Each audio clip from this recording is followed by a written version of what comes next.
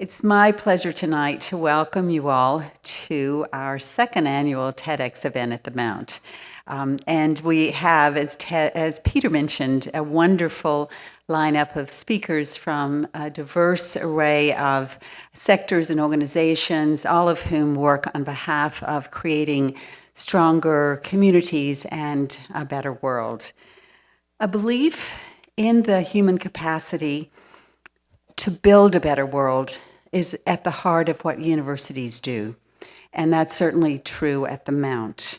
Much of our faculty research is focused on finding solutions to complex social problems: food security, gender equity, economic inequality, aging with dignity, the prevention of violence against women. Within our science departments, we have faculty working to study and do research on enzymes that are markers for Alzheimer's, or the effects of pollution on plant ecosystems. Within our faculty, our departments in the arts, in politics, in philosophy, in history, we have faculty members who are seeking patterns of clarity and significance that help us understand our world today and tomorrow.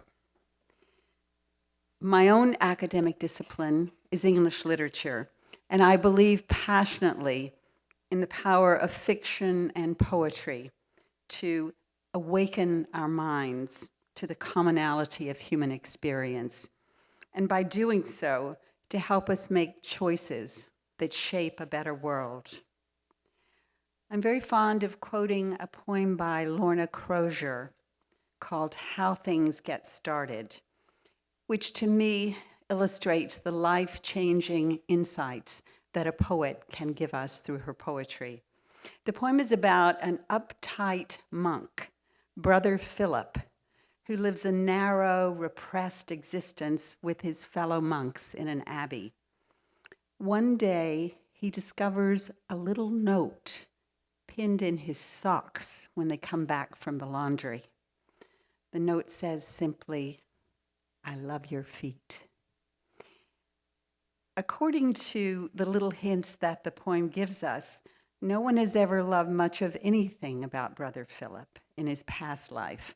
So the very idea that someone could love his awkward, humble, pedestrian feet is absolutely transforming for him. He spends the rest of the poem first trying to figure out who left that little note in his socks, who might be the one who loves him. But then eventually he starts to imagine how he might pass on this transformative gift of love by leaving a secret note for someone else in their laundry. And when Lorna Crozier titles her poem How Things Get Started, she's pointing to one avenue open to us to move towards a better world, and that's the act of imagining the life of another with love and compassion. Her poem is just such an act, and within that poem, someone in the abbey imagines the emotionally impoverished life of Brother Philip and takes a simple step that makes an enormous difference in his world. Brother Philip starts to imagine in turn what it might be like to give the same gift to a fellow creature. That's how things get started, through acts of generous imagination. I think we can all point to works of literature that have had such power on us to make us understand deeply the experience of our fellow humans and want to put our energy into making tomorrow's world better than today's. Harriet Beecher Stowe's Uncle Tom's Cabin in 19th century America galvanized the work of the abolitionists with its bleak picture of slavery and its effects. Lawrence Hill's Book of Negroes reminds us that racism infects Canada just as much as the United States, and it prompts us to scrutinize our own attitudes as we imagine the pain and the effects of racism. I recently read Mi'kmaq elder Isabel Knockwood's Out of the Depths, her memoir of being a residential school survivor. And it left a searing imprint on me, one I think far stronger than any policy paper or government document might do. Dickens, Shakespeare, Margaret Atwood, Timothy Finley, with their stories of economic injustice, of the horrors of war, of the chilling effect of totalitarianism, of the ugliness of jealousy and the redeeming power of love. All those works have helped me see connections between myself and the lives of others, and I can't help but imagine that that's true for all of us here in the room.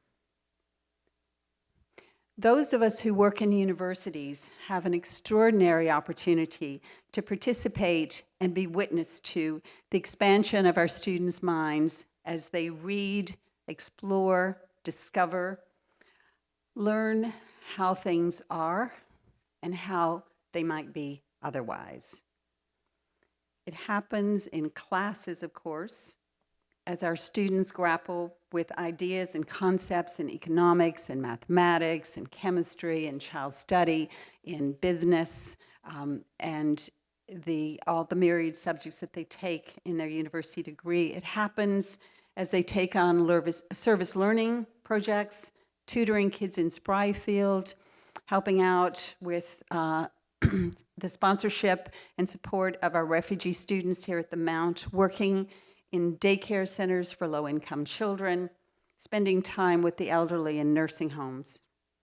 It happens when they study abroad and encounter their challenges of second languages and of strange and different cultures and social norms. It happens in their volunteer projects as they raise funds for Phoenix House, for cystic fibrosis, for the United Way. Sometimes as a result of what they learn and the changes that they want to see, our students become activists who demonstrate against the establishment, including their own university administration. But that's how it should be. That's how we teach and learn from each other. In my own university experience many years ago, my mind was stirred and awakened by the courses that I took and by the professors who taught me. And then I had an opportunity to be an exchange student between my third and fourth year of university. I went from a small town in Tennessee to the country of Poland, then still under communist rule. I visited museums, art galleries, and cathedrals for the first time in my life. I learned about a different political and economic structure, both the hardships of communism, but also the ideals of social equality that it aimed to achieve. I heard and struggled to learn a new language. I made lifelong friends, and I've returned a number of times to Poland to reunite with them. I was changed profoundly by this experience, and my final year of university saw me take new and more difficult courses and to push myself in directions I'd never before considered. My own 4 undergraduate years were without question how things got started for me, and I want for each of our students at the Mount a comparable journey.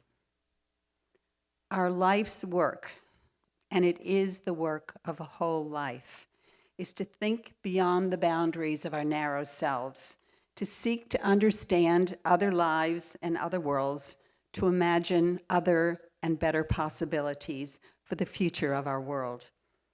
And more than that, it's to take the fruits of our imagining to figure out our own path to efficacy. Where can we make a difference, and how will we make that difference? How will we set about to put messages in socks to change the conditions of life for another person, for a community, for a country? I look forward now to hearing from our other speakers their vision of how things get started, how in their own work they seek to imagine and to help us move toward a better world. Thank you.